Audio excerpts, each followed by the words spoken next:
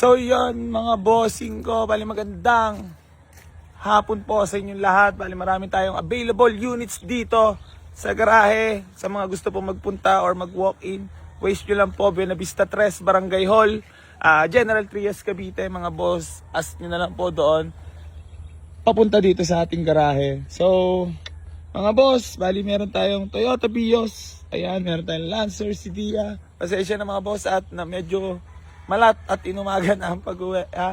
So, yeah, may Ford Focus din tayo dito mga boss na sariwa. January 17, 2026 mga boss. Ayan, ang mga available units natin dito sa garahe. Meron din tayong Toyota Fortuner na diesel, automatic transmission, G variant yan mga boss, ice cold aircon. Tapos meron din tayo ditong Ford Everest na automatic transmission diesel engine.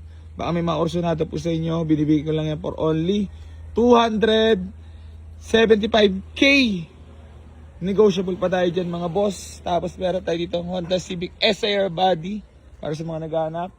Tapos meron tayo ditong Toyota Vios na 2008 at namamaos na walwal pa more.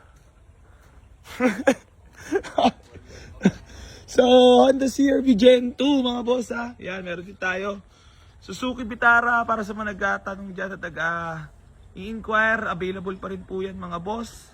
Tapos meron tayo ditong Honda Civic Dimension na automatic transmission mga boss. Available din yan. Baka may mga kursunada.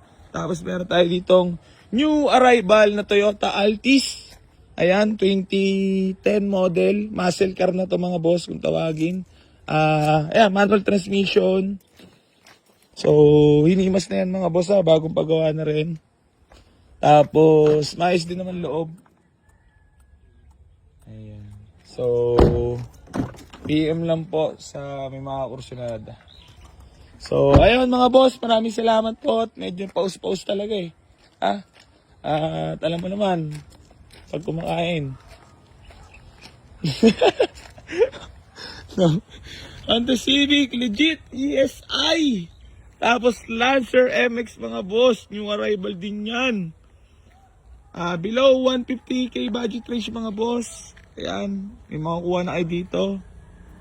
Legit TSI, Honda CR-V Gen 1. Tapos may Toyota Big Body GLA tayo dyan Dalawa yan. Tapos Altis na G, yan yung gagamitin natin ngayon.